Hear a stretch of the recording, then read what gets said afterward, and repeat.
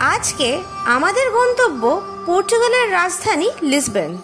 বেশ একটি শান্ত ছিমছাম শহর, তবে প্রায় 200 বছর আগে এই লিসবনেই রাত নামলেই নেমে আসতো এক অদৃশ্য আতঙ্কের ছায়া। লিসবনের পথে পথে হেঁটে বেড়াতো বহু নিরীহ মানুষের প্রাণ কেড়ে নেওয়া কুখ্যাত লিসবনের খুনি ডিয়েগো আলভেস, যে মৃত্যুর পর থেকে গেছে এক হেভি মিস্ট্রি হয়ে। 1830 সালে লিসবন শহর জুড়ে চলেছিল মারাত্মক অস্থিরতা।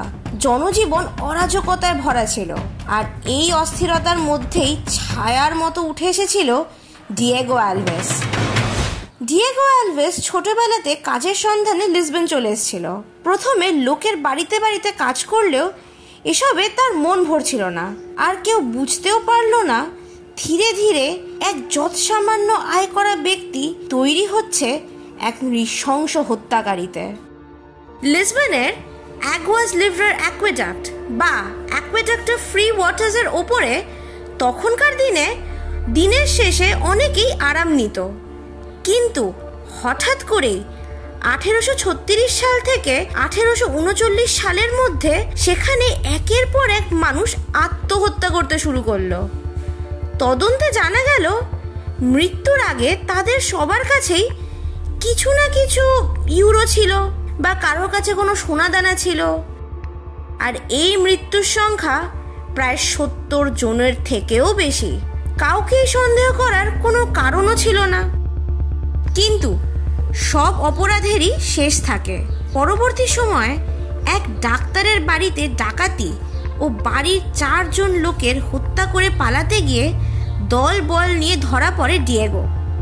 তার দলের এক সদস্য মুখ খোলে পুলিশের কাছে। তখনই উন্মোচিত হয় হত্যার আসল রহস্য।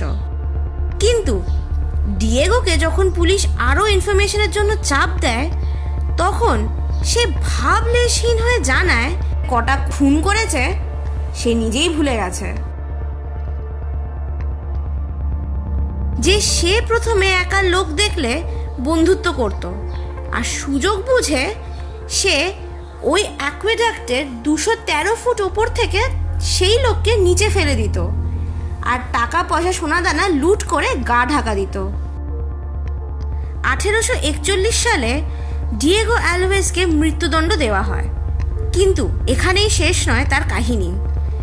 ডিয়েগোর এই নির্বিকারভাবে হত্যা করার মানসিকতা দেখে শিউরে উঠেছিলেন সায়েন্টিস্টরাও।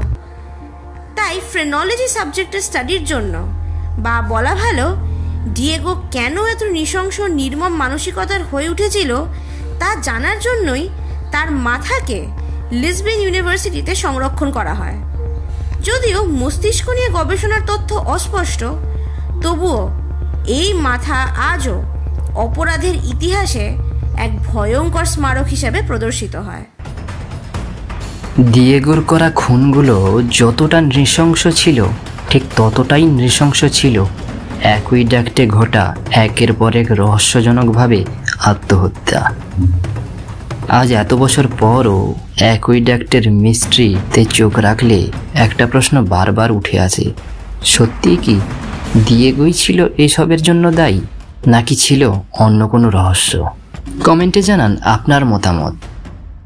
আজকের ভিডিও থেকে যদি কোনো নতুন ইনফরমেশান জানতে পেরে থাকেন, তবে অবশ্যই লাইক করুন ও আরও অনেকের সাথে শেয়ার করুন।